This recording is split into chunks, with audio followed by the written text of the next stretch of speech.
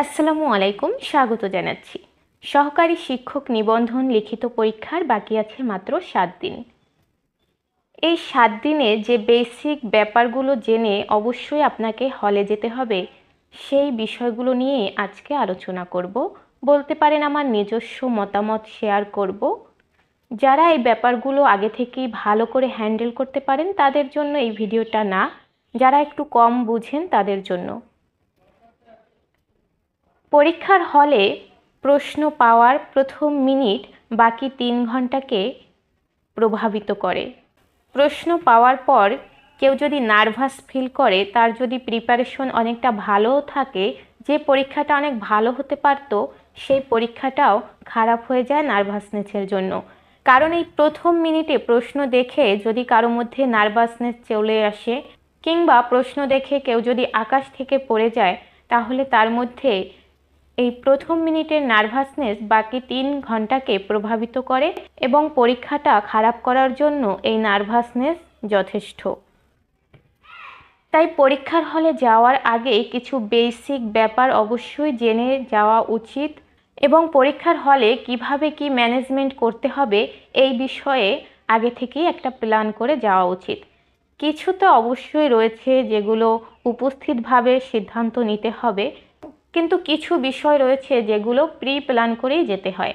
আজকে মূলত সিলেবাস, প্রশ্ন প্যাটার্ন, পরীক্ষার হলে টাইম ম্যানেজমেন্ট, প্রশ্নের উত্তর কিভাবে সাজাবেন, কোন বিভাগের উত্তর আগে করবেন, এই গুরুত্বপূর্ণ পয়েন্টগুলো নিয়ে আমার নিজস্ব মতামত আপনাদের সাথে শেয়ার করব।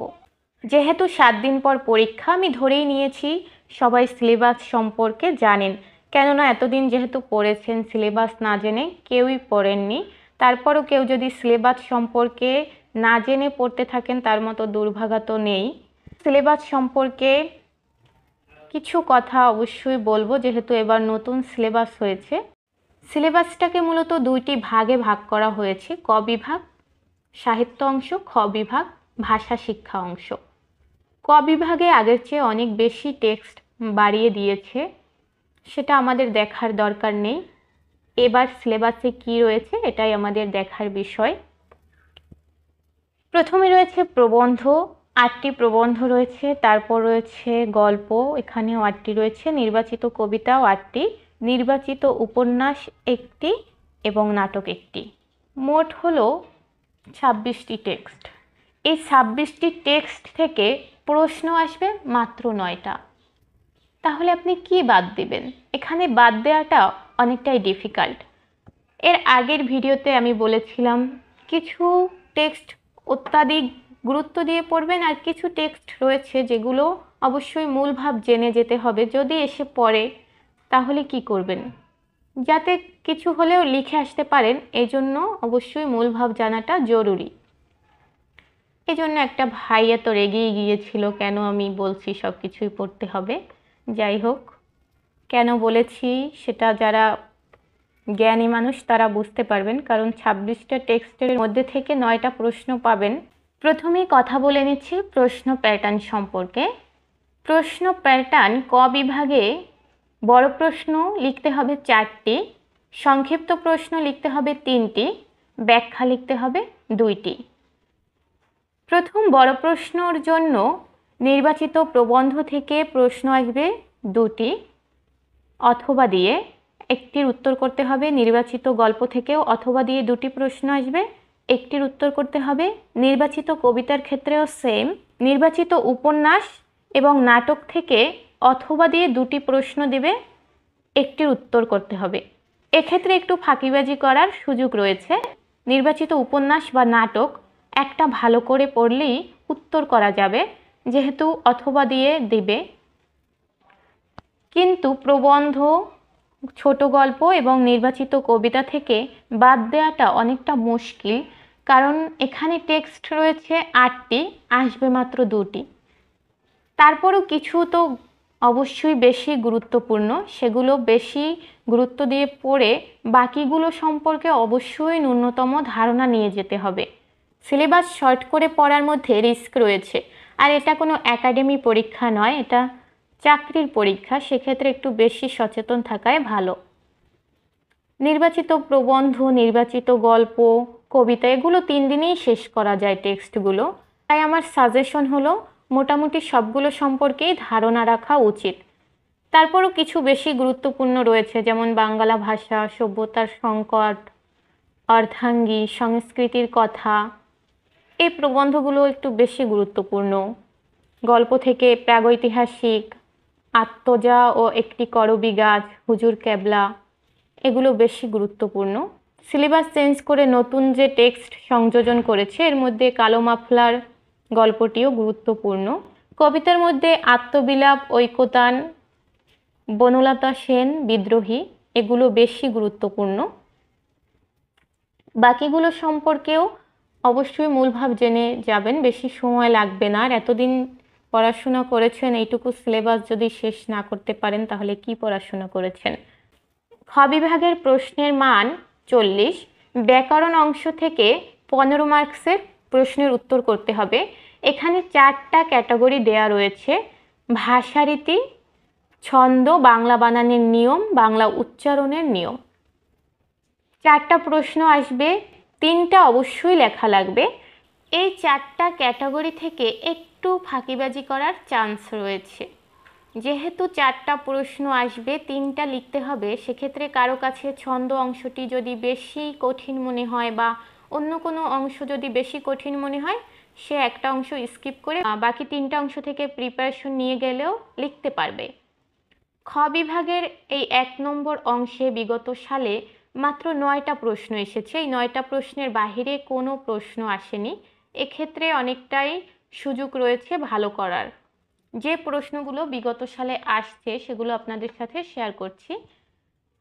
এই যে চলিত ও সাধু ভাষার পার্থক্য, অথবা চলিত রীতিতে কিছু গল্পাংশ তুলে দিয়ে যেটা সাধু ভাষায় থাকবে সেটা রূপান্তর করতে বলবে। বাংলা বানানের নিয়মের মধ্যে তৎসম শব্দ, সত্যবিধান, নত্যবিধান, বানান তুলে দিয়েও নিয়ম বিশ্লেষণ করতে বলতে পারে। যেমন 5টা শব্দ তুলে দেবে, সেই বানানটা কোন নিয়মে সম্পন্ন হয়েছে সেটা আপনাকে বিশ্লেষণ করতে হবে। সন্ধি ঘটিত বানানের নিয়ম, এছাড়া বানান শুদ্ধিকরণ করতে দিতে পারে। এর বাহিরে বিগত সালে কোনো প্রশ্ন হয়নি, তবে এবার উচ্চারণের নিয়ম এই সম্পর্কিত প্রশ্ন অবশ্যই হবে। সাধু ও চলিত রীতি, এই অংশ থেকে প্রশ্নের উত্তর করা খুবই সহজ। সাধু ও চলিত ভাষার মধ্যে পার্থক্য আসে। নবম দশমের ব্যাকরণে যে একটা ছক রয়েছে ওটা তুলে দিলেই যথেষ্ট, 5 মার্কস আপনি পেয়ে যাবেন।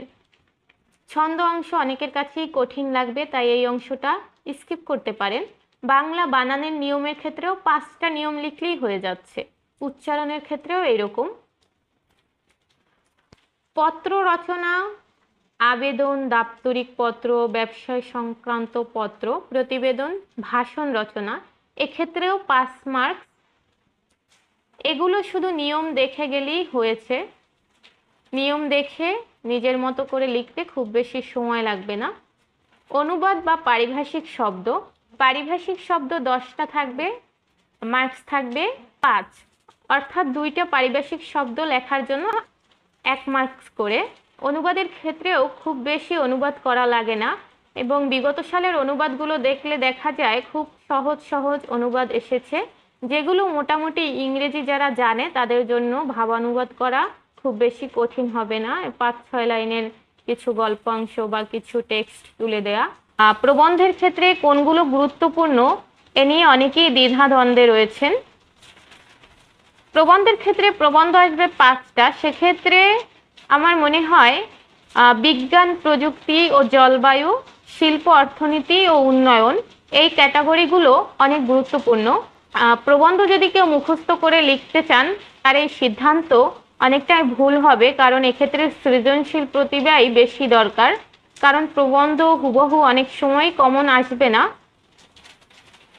তো যারা প্রবন্ধ কোনগুলো গুরুত্বপূর্ণ বুঝতেছেন না তারা এই 2টা ক্যাটাগরি সম্পর্কে একটু ধারণা নিয়ে যাবেন, তাহলেই লিখতে পারবেন গ এবং ও থেকে। এখন কথা বলবো কিভাবে টাইম ম্যানেজমেন্ট করবেন পরীক্ষার হলে বসে। পরীক্ষার হলে মোট সময় পাওয়া যাবে 3 ঘন্টা বা 180 মিনিট। যেহেতু হলে আপনি আগেই প্রবেশ করবেন, তাই খাতায় যে ফর্মালিটিসগুলো করতে হবে সেগুলো তো পরীক্ষা শুরু হওয়ার আগেই করে বসে থাকবেন। প্রশ্ন লেখার জন্য টাইম ম্যানেজমেন্ট অনেক ম্যাটার করে। এই ব্যাপারটা অনেকেই পারেন না, যারা পারেন না তাদের জন্যই এই অংশটুকু আমি শেয়ার করছি। বড় প্রশ্ন লিখতে হবে 4টা, যেহেতু এক একটায় 10 মার্কস করে, এখানে ন্যূনতম 20 মিনিট করে একটা প্রশ্নে অবশ্যই দেওয়া উচিত। যেহেতু একটা টেক্সটের উপর আলোচনা, 20 মিনিট অনেক বেশি সময় হয়ে যায়। আমার মনে হয় 20 মিনিট লাগবেও না, তারপরেও এই টাইমটা ধরে রেখেছি যাতে এইটার বেশি না হয়ে যায়, এইটার ভিতরে থাকে। অর্থাৎ 4টা বড় প্রশ্ন লেখার জন্য 80 মিনিট দিবেন। সংক্ষিপ্ত প্রশ্ন রয়েছে 3টা। সংক্ষিপ্ত প্রশ্নে ব্যাখ্যার মতোই নম্বর, এবং এটা ব্যাখ্যার ক্যাটাগরিই বলা যায়। 3টা প্রশ্ন লিখতে হবে 12 মার্কস, অর্থাৎ এক একটা 4 মার্কস। তো 4 মার্কসের একটা প্রশ্নের উত্তর করার জন্য আমার মনে হয় 6 মিনিটই যথেষ্ট, তাই 3টা প্রশ্নের জন্য 18 মিনিট ইনাফ। ব্যাখ্যা প্রশ্ন 2টা লিখতে হবে, এক্ষেত্রেও 4 মার্কস। ব্যাখ্যার ক্ষেত্রে তো অঙ্কের মতো মার্কস, এক্ষেত্রে 5 মিনিট করেই যথেষ্ট। 5 মিনিট করে দুইটায় 10 মিনিট হলেই যথেষ্ট। আর ক বিভাগ থেকে সংক্ষিপ্ত প্রশ্ন, বড় প্রশ্ন, ব্যাখ্যা মিলিয়ে মোট 9টা প্রশ্নের উত্তর করতে হবে। সর্বমোট 108 মিনিট দিলেই যথেষ্ট। ব্যাখ্যা এবং বড় প্রশ্ন কিভাবে লিখবেন এ ব্যাপারেও একটু পরে কথা বলছি, আগে খ বিভাগের টাইম ম্যানেজমেন্টটা শেয়ার করছি। ব্যাকরণের অংশে 3টা প্রশ্ন লিখতে হবে, এক একটা 5 মার্কস করে। এক্ষেত্রে এক একটা প্রশ্নে 8 মিনিট দিয়েছি। 8 মিনিটের বেশি সময় কিছুতেই দেয়া যাবে না, আমার মনে হয় এর বেশি লাগবেও না, কারণ মাত্র 5টা রুলস লিখলেই 5 মার্কস গণিতের মতো পেয়ে যাবেন। আবেদন, প্রতিবেদন, ভাষণ একটা, যেহেতু একটু সৃজনশীল, নিয়ম দেখে যাবেন, নিজের মতো করে লিখতে হবে, মাথায় অনেক সময় শব্দ আসতেও সময় লাগে, তাই 10 মিনিটের মধ্যেই শেষ করার চেষ্টা করবেন। পারিভাষিক শব্দ 10টা যদি আসে, 10টা শব্দ লিখতে তো 8 মিনিট লাগেও না, তারপরে এখানে 8 মিনিট দিয়ে রেখেছি। যদি কেউ অনুবাদ লিখে তাহলে অনুবাদ করতে একটু সময় লাগতে পারে। রচনার ক্ষেত্রে 15 মার্কস। 15 মার্কসের জন্য অবশ্যই 25 মিনিট লেখা উচিত। আমার মনে হয় এদিকে যে টাইম ম্যানেজমেন্ট করেছি সেখান থেকে অনেকটা সময় বেঁচে যেতে পারে, যদি বেঁচে যায় তাহলে অবশ্যই সেটা রচনায় দিবেন, যেহেতু রচনায় একটু মার্কস বেশি এবং বেশি লেখা দরকার। খ বিভাগে মোট 67 মিনিট দিলেই হয়ে যাচ্ছে, অর্থাৎ 108 প্লাস 67, 175 মিনিট।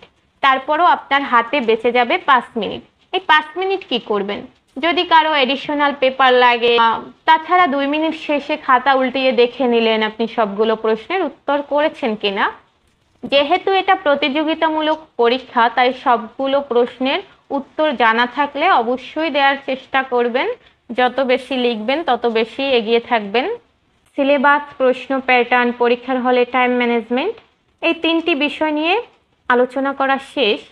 এখন কথা বলবো প্রশ্নের উত্তর কিভাবে সাজাবেন। খাতায় সুন্দর উপস্থাপনার ব্যাপারটি অত্যন্ত গুরুত্বপূর্ণ, কারণ মানুষ মাত্রই সৌন্দর্য পেয়াসু, মানুষ মাত্রই সৌন্দর্যের পূজারী। প্রথম পৃষ্ঠা দেখেই একজন অভিজ্ঞ শিক্ষক বুঝে ফেলে ভিতরে কি রয়েছে। এক্ষেত্রে একটু সচেতন হওয়া অবশ্যই দরকার। প্রশ্নের ক্ষেত্রে উপস্থাপনা কীরকম হবে, যারা একেবারেই বুঝেন না তাদের জন্য আমি 1 পৃষ্ঠা লিখে দেখালাম। বড় প্রশ্ন লেখার ক্ষেত্রে বা যে কোনো প্রশ্ন লেখার ক্ষেত্রে মার্জিন লাইনগুলো অবশ্যই খেয়াল রাখবেন। আমি কখনোই মার্জিন টানি না, আমি এরকমভাবে একটু ভাঁজ করে নিয়ে চিহ্ন দিয়ে তারপরেই লিখে যাই। কিন্তু যারা মার্জিন টানবেন তারা অবশ্যই কাট পেন্সিল ব্যবহার করবেন, কেউ কলম ব্যবহার করবেন না। লেখার ক্ষেত্রে প্যারা প্যারা করে লেখার চেষ্টা করবেন। প্রথমে লেখক সম্পর্কে কিছু কথা বলবেন। আমি 1টা পৃষ্ঠা লিখেছি আপনাদের জন্য, সব তো আর লিখে দেখানো সম্ভব নয়। মনে করুন বাংলা ভাষা প্রবন্ধের বিষয়বস্তু কি, বিশ্লেষণ করো, এই প্রশ্নটি এসেছে। সেক্ষেত্রে যেভাবে প্রশ্নটি লিখব, প্রথমেই লেখক সম্পর্কে কিছু কথা বলে নিব। বঙ্কিমচন্দ্র চট্টোপাধ্যায়। যেহেতু অনেকগুলো লেখক, অনেকেই জন্ম মৃত্যু তারিখ মনে রাখতে পারবেন না, তারপরও গুরুত্বপূর্ণ লেখকদের কথা যদি মনে রাখতে পারেন অবশ্যই ব্র্যাকেটে দিয়ে দেবেন, তাহলে অনেক বেশি সুন্দর হবে লেখাটা এবং মান ভালো হবে। বঙ্কিমচন্দ্র চট্টোপাধ্যায় 19 শতকে বাংলা গদ্যরীতির বিকাশের জন্য যে কজন মনীষী গুরুত্বপূর্ণ অবদান রেখেছেন তাদের মধ্যে অন্যতম।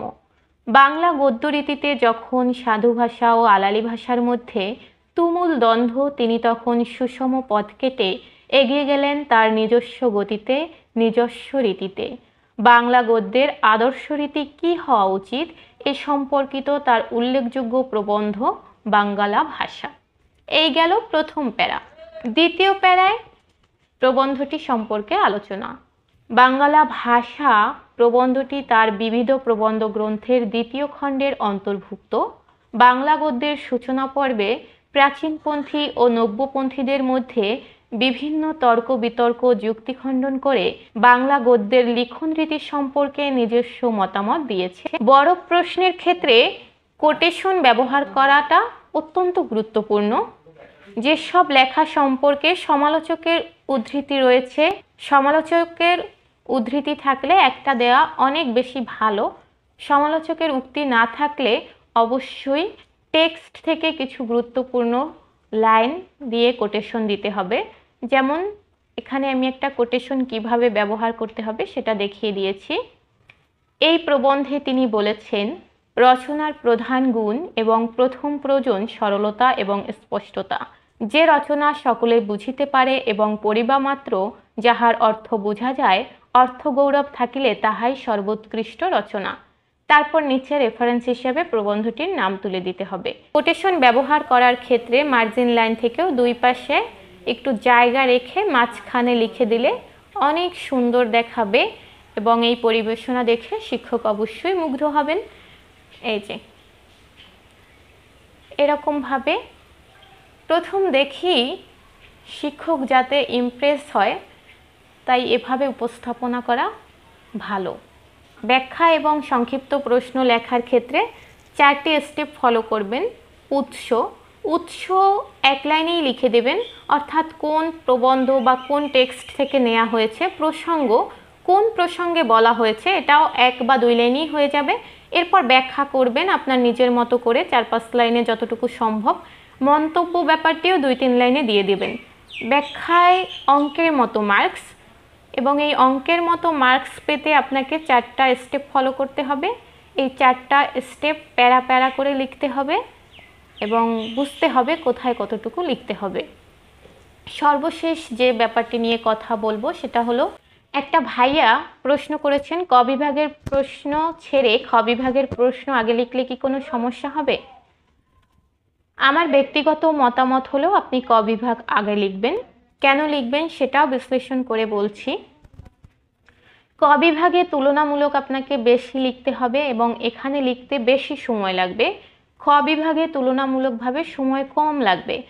যেটা সময় কম লাগবে সেইখানে যদি আপনি আগে লিখতে চান, প্রথমে আপনার হাত ছোলো থাকবে, কারণ অনেক দিন হয়তো লেখালেখি করেননি, অনেক দিন পর একটা পরীক্ষা দিবেন এবং পরীক্ষার শুরুতে সবার হাতই স্লো থাকে। প্রথম 1 ঘন্টার পর হাত অনেক বেশি স্পিডে চলে। খ বিভাগের প্রথম যে অংশটি ব্যাকরণের অংশ, এখানে তো গণিতের মতো মার্কস এবং লেখাও কম। প্রথম যদি আপনি লিখতে গিয়ে এখানে আপনার নির্ধারিত সময়ের চেয়ে বেশি সময় দিয়ে ফেলেন, তাহলে অন্যান্য ব্যাপারগুলো লিখতে টাইম ম্যানেজমেন্টের ক্ষেত্রে অসুবিধা হতে পারে। আপনি চাইলে খ বিভাগের উত্তর আগে করতে পারেন। সেক্ষেত্রে খ বিভাগের সবগুলো প্রশ্নের উত্তর সিরিয়ালি করে তারপর ক বিভাগে যাবেন। কিন্তু যদি খ বিভাগের একটা প্রশ্ন লিখে আবার ক বিভাগে চলে আসেন, আবার ক বিভাগ থেকে খ বিভাগ, এভাবে বেশি এলোমেলো করে ফেলেন, তাহলে টিচার অনেক বেশি বিরক্ত হয়ে যাবে। সবচেয়ে ভালো হয় সিরিয়াল মেনটেন করে ক বিভাগ লিখে খ বিভাগ লিখলে এক্ষেত্রে টাইম ম্যানেজমেন্ট বেশি সুন্দর হয়, কারণ ক বিভাগে যে সময়টা বেঁচে যাবে সেটা আপনি রচনায় দিতে পারবেন। রচনাটা সবার শেষে লেখাই ভালো, যেহেতু এটা সৃজনশীলভাবে নিজের মেধাশক্তি থেকেই বেশি লিখতে হবে, তাই একটু ভাবতে হবে। ইনস্ট্যান্ট অনেক শব্দ, অনেক পয়েন্ট আপনার মাথায় নাও আসতে পারে।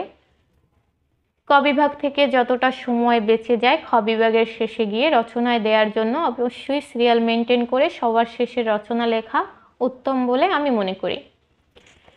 এই ছিল আজকে সিলেবাস, প্রশ্ন প্যাটার্ন, সময় ম্যানেজমেন্ট নিয়ে কথাবার্তা। পরীক্ষা অতি নিকটে, সবার জন্য শুভকামনা। সবাই খুব ভালো করে প্রিপারেশন নেন, সবার স্বপ্ন পূরণ হোক।